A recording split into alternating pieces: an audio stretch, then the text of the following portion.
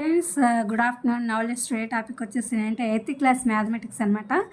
మనము 6th అవన్నీ వాటిలో కూడా మనము మొదటి నుంచి కూడా prime numbers, even numbers, odd numbers వీటన్నిటి గురించి కూడా మనం తెలుసుకున్నాము. సహజ సంఖ్యలు అలాగే సరి సంఖ్యలు అవన్నీ ఎలా ఉంటాయి, అవి ఏంటి అనేది తెలుసుకున్నాం కదా. ఇక్కడ అకరణీయ సంఖ్యలు అని చెప్పి మనకి టాపిక్ ఇచ్చారు. ఇది ఓన్లీ ఇంట్రడక్షన్ పార్ట్. దీని గురించి ఇప్పుడు తెలుసుకుందాము. మనం గణితంలో తరచుగా సామాన్య సమీకరణాన్ని సాధించాల్సి వస్తూ ఉంటుంది. దానికి ఎగ్జాంపుల్ ఏంటంటే x+2 = 13. ఈ 13 అనేది మనకి సహజ సంఖ్య అనమాట. మనం తెలుసుకున్నది మాత్రం 13 అనేది సహజ సంఖ్యను మాత్రం మనం తెలుసుకున్నాం అనమాట.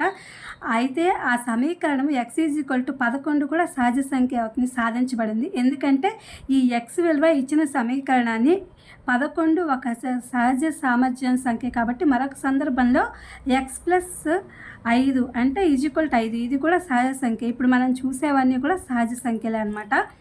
సమీకరణానికి పూర్ణాంకము 0 అంటే ఏదైనా హోల్ నెంబర్స్ అంటాం కదా, అప్పుడు వాటికి 0 అనేది ఉంటుందన్నమాట. 0 సాధన అవుతుంది. సమీకరణానికి పూర్ణాంకం 0 సాధన అవుతుంది. సహజ సంఖ్యలను మాత్రమే పరిగణలోకి తీసుకుంటే మనం సహజ సంఖ్యలను వాటిలో 0ని కూడా జత చేయడం అనేది జరుగుతుంది. మనం ఏదైనా ప్రాబ్లం చేసేటప్పుడు 0ని కూడా సహజ సంఖ్యలు తీసుకున్నప్పుడు 0ని కూడా జత చేయడం అనేది జరుగుతుంది. దాని ద్వారా మనం ఏం పొందుతామంటే పూర్ణాంకాలను పొందుతాం.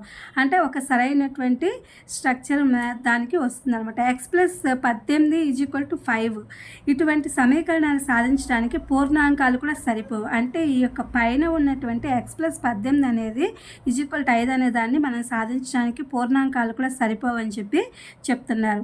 సాధనకు మనకు కావాల్సింది ఏంటంటే -13 పూర్ణాంకం కాదు. ఇది మనల్ని పూర్ణ సంఖ్యలు అంటే పూర్ణ సంఖ్యల్లో కూడా ధన సంఖ్యలు, రుణ సంఖ్యలు అని ఉంటాయి. అంటే వాటిని గురించి మనం చెప్పినప్పుడు ఆలోచించాలన్నమాట. ధన సంఖ్యలు అంటే ఏంటి, రుణ సంఖ్యలు అంటే ఏంటి. ధన సంఖ్యలు అంటే అవి సహజ సంఖ్యలు, లేదా అంటే రుణ సంఖ్యలు అంటే మామూలుగా సరి సంఖ్యలు అనేది ఉంటాయని మనం ఆలోచింప చేసుకోవాలి. ఎందుకో మీకు తెలుసా, ధన పూర్ణ సంఖ్యలు సహజ సంఖ్యలు అని గమనించండి. ధన పూర్ణ సంఖ్యలు అంటే పూర్ణ సంఖ్యలు సహజ సంఖ్యలు అని చెప్పి గమనించాలని చెప్పి చెప్తున్నాడు. సామాన్య సమీకరణం అన్నీ సాధించేందుకు అన్ని వైపులా అన్ని అసలైన పూర్ణాంక సంఖ్యలుగా ఉన్నాయని చెప్పి చెప్పుకుంటున్నాం. ఇప్పుడు 2x = 3, 5x + 7 = 0. ఇప్పుడు 5 వచ్చింది. మనం ఇప్పుడు 4 పాయింట్స్ చెప్పుకున్నాం కదా, 5వ పాయింట్. ఇలాంటి సమీకరణాలను మనం పూర్వ సంఖ్యలతో కనుగొనలేము. అంటే సరిచూడాలన్నమాట. మనం అప్పుడు ఏ సంఖ్యతో చేసాము, ఇప్పుడు ఎలా చేస్తున్నాం. సమీకరణం 4ను సాధించుటకు 3/2 మరియు సమీకరణం 5ను సాధించుటకు -7/5. ఇక్కడ 3 ఇచ్చాడు కదా, 3/2 అయిందనమాట. దీన్ని బై చేశారు 3/2.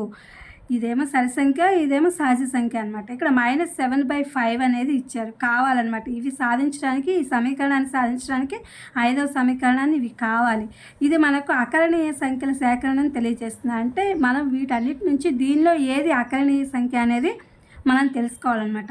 అకరణీయ సంఖ్యలపై ప్రాథమిక పరిక్రియలను గతంలో అంటే 6th, 7th మొదటి నుంచి వీటి గురించి మనం తెలుసుకుని ఉంటాం కొంతవరకు.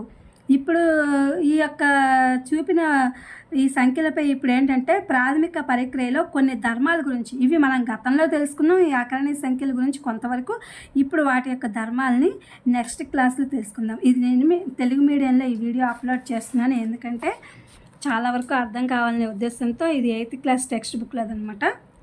ఈ క్లాస్ మీకు మ్యాథమెటిక్స్ చెప్పడం జరిగింది. అకరణీయ సంఖ్యలు, రేషనల్ నెంబర్స్.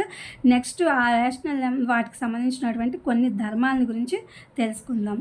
ఓకేనా. ఇది మీ అందరికీ ఉపయోగపడుతుందని చెప్పి వీడియో అప్లోడ్ చేస్తున్నా. Please my channel like, share, subscribe and comment. Thank you for watching. Thank you for our support.